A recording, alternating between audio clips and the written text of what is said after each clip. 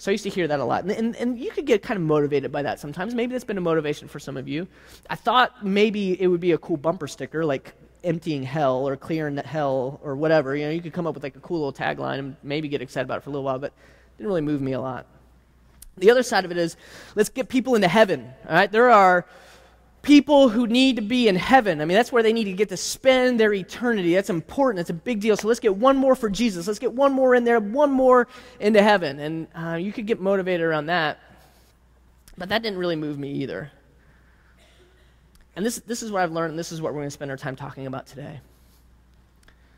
Is that God's reason for us to go into missions. I mean, he's given us this call. He said, go to the nations. Go, make disciples of all the nations. And the reason he's given us this command and this call is not for the people. In fact, Jesus didn't die on the cross for people. God's given us this call and this command, and Jesus died on a cross for himself. Sounds kind of selfish, right? Yeah, I thought God was saying we should be selfless. That trickster. God's biggest motivation, number one priority, and the reason why he's given us this command and this call, and the reason behind every decision he makes, and the reason he died on a cross, was for himself. And this may sound weird, this may sound crazy, maybe you never heard this before, but God cares most about his worship because he knows who he is. He knows that if he let us settle for anything less than him, it would be the wrong thing. And so he knows that he deserves all worship, and he's given us the call to be worshipers of him and go and make other worshipers because he is worthy and he deserves the worship of every soul through all of time. I don't know about you and where you're at. There's different times in my life where this is something I wrestle with, is I get kind of numb when it comes to God. Like I think about God or I think about his name or I think about him and I'm just like, God, I got things to do. And I get busy with my day and my time. Just pause just for a second. I'd love to do a whole sermon on this. We don't have time for it, but pause just for a second and think about how amazing God is. Think about who he is just for a moment. Everything that you've ever seen that's beautiful, he is the source of all beauty. He is love. And so every time you've ever felt or given love, he is the source of all love. He is our hope and the only thing that will never let us down. He is the creator of this massive, massive universe that we can't even measure, and he made it all. He became human, died on a cross, and was a ransom, and poured out his grace for you and for me to be able to be in a relationship with him and be worshipers of God.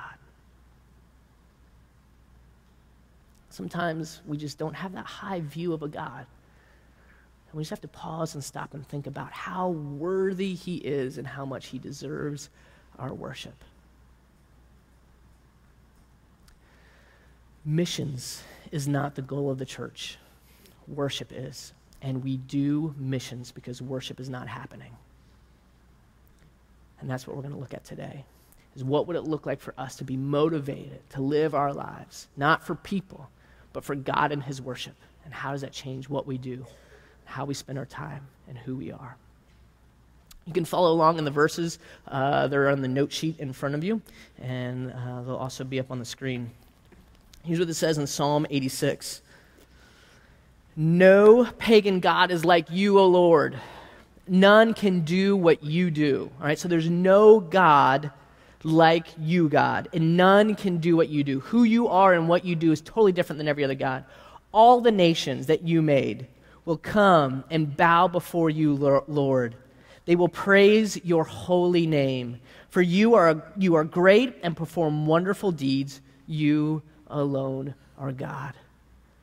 The psalmist keeps coming back to this truth and this principle. He's saying, all the nations, everyone will bow before you because of one, who you are, and two, because of what you do. Every nation will bow before God because he's worthy, because it's what he deserves. Now, the Bible talks a lot about this, right? About the nations. You've heard it before. We should go and make disciples of all the nations. A lot of different places in the Psalms it talks about nations and worshiping God and all these different things. And when the Bible talks about nations, did you know that it's not talking about United States of America? It's not talking about Canada. It's not talking about India or Russia. It's not talking about Brazil, all right? It's not talking about what we think of when we think of a nation. It's not talking about like a political nation. When the Bible talks about nations, because back at this time there were nations, but nations change all the time. This is what the Bible, this is how you can really actually literally translate nations. It's people groups. They're ethno-linguistic people groups. And so you can understand what a people group is there's multiple people groups within different countries. And a people group would be basically the best way or the simplest way I can try and think of to describe it is like if you had a circle of people that are a people group and you kind of give them a truth or a principle or talk to them about anything, whether it's Christ or anything else, as many people as I can understand that because of the language and cultural understandings and just common ground, that's a people group. But then all of a sudden there may be some people over here who speak the same language, but because of cultural barriers, that doesn't really, like the way you would explain it to them would have to be different to this other group of people. Or maybe you just have a whole different language or just different things. So there's things that kind of separate out people groups based on language and culture and just geographically where they're at. So in the world, there's a bunch of different countries. I mean, it kind of goes up and down. I don't know how many actual nations, countries there are on the planet right now. But according to Joshua Project, the way they define people groups, the way they've kind of broken it down, here's how many people groups are on the planet right now. There are 16,451 people groups. That's how many people groups are on the planet right now. And out of that, okay, we've been called to go and reach the nations. This is where we're at. 6,851 of them are unreached. That totals 2.68 billion people on the planet right now. If you don't understand what that means that there are 2.68 billion people on the planet right now that are in unreached people groups. And an unreached people group is a people group who maybe they don't have a Bible in their language, so there's no way for them to find out about this. They don't have churches on the corners. They don't have a huge movement of pastors or people or just people on the mission of bringing the kingdom there. Basically means this: there are 2.68 billion people on the planet right now that know nothing about Christ, and they really have no opportunity to find out either.